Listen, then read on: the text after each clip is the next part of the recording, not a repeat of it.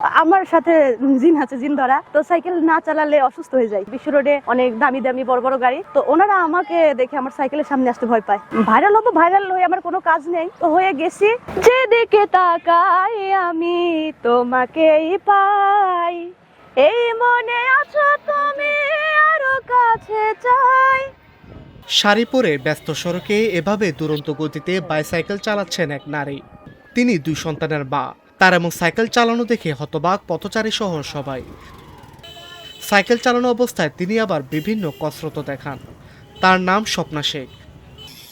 বাড়ি পাবনার চাটমোহর উপজেলা বাহাদুরপুর মধ্যপাড়া গ্রামে।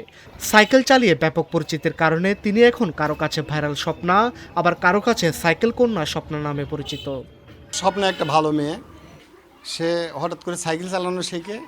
সাইকেল চালাতে সে এত আগ্রহী, মানে সাইকেল চালানো তার পেশা হিসেবে সে বেছে নিছে। আসলে তার সাইকেল চালানো ভালো লাগে, মানুষ দেখে খুশি হয়, যার কারণে সে সাইকেল চালাচ্ছে। আর সাইকেল চালাতে চালাতে আজ স্বপ্না কিন্তু ভাইরাল স্বপ্না হিসেবে পরিচিত হয়ে গেছে। ছোটবেলা থেকে সাইকেল চালানো ছিল তার শখ। সেই শখ এখন রূপ নিয়েছে এক প্রকার নেশায়। সাইকেল চালানোর পাশাপাশি রপ্ত করেছেন বিভিন্ন রকমের গান। এভাবে যেন জীবনটা উপভোগ করছেন স্বপ্না।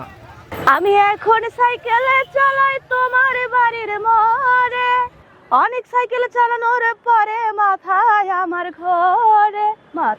আমার ঘরে যখন তুমি দিও জল, তোমার বাড়ি আছে বন্ধু দেখেছি চাপকল। বাবার সাইকেল ছোট ভাই চালাতো, আমিও চালাতাম। এই তো আমি একদমই চালাই, হয়তো হচ্ছে কাজের চাপ থাকলে কম চালাই, কাজ সেরে চালাই।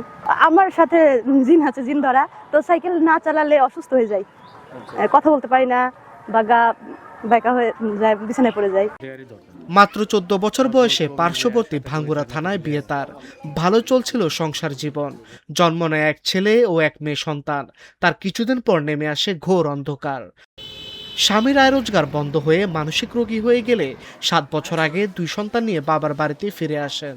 আমার অল্প বয়সে বিয়ে হতে আমার বাবুরা বয়সটা ভালোই হয়েছে, তো আমার হচ্ছে ওখানে থাকা হয় না, ওই যে অসুস্থ জিনে ধরা, এই কারণে তো আমি বাকি জীবন আমার বাবুদের নিয়ে আমি একা থাকতে চাই। আমার হচ্ছে পোশাকের ব্যবসা ছিল, তো 13 মাসে 4.5 লক্ষ টাকা হচ্ছে লোকেদের পিছে নষ্ট করে ফেলছি।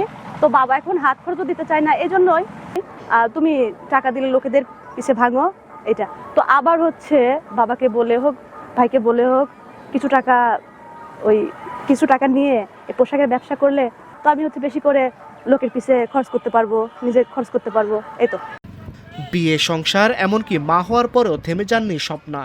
নিজের কষ্ট লুকিয়ে শাড়ি পরেই এখনও নিয়মিত চাটমোহরের বিভিন্ন সড়কে সাইকেল চালিয়ে যাচ্ছেন তিনি।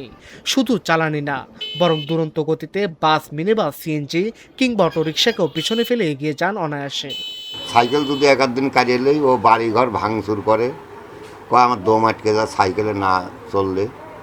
এই যে এখন বাড়াই বাবু ওই চাটমোহর শহরের ভিতরে ওই রাত 10টা 11টা এরকম চলে আসে। এখন বাপ সরকারের কাছে তো আমরা মেলাবাড়ি আবেদন জানাইছি যে আমার মেয়েটার একটা বেদি ব্যবস্থা, তো কই বেটা না, এখন পর্যন্ত কোনো গতি হয় নাই। বাকি সংসারে চলে আসার পরে এখন সে একটা ছেলে মেয়েকে নিয়ে চলার জন্য সে আর কি সাইকেল টাইকেল চালায়, একটা হতে চায় যে আমি একটা যাতে ভালোভাবে চলতে পারি আমার ছেলে মেয়েকে নিয়ে। কিন্তু সাইকেল নিয়ে চালায়, সাইকেল বহুত দূরে দূরে সাইকেল চালায়। এখন মানসিক অবস্থা খুবই খারাপ। এখন আপনারা পাশে দাঁড়ায় একটু সহযোগিতা করেন। তার সাংসারিক অবস্থা তেমন একটা ভালো না। তার সাংসারিক অবস্থা, তার বাবা মানে যে দিন মজুর যতটুকু ইনকাম করে সেই ইনকাম দিয়ে তার একটা ছেলে একটা মেয়ে আছে, কিংবা তার মা আছে এবং সে আছে, তার সংসার চালানো বড় দুর্বিষহ বিষয়।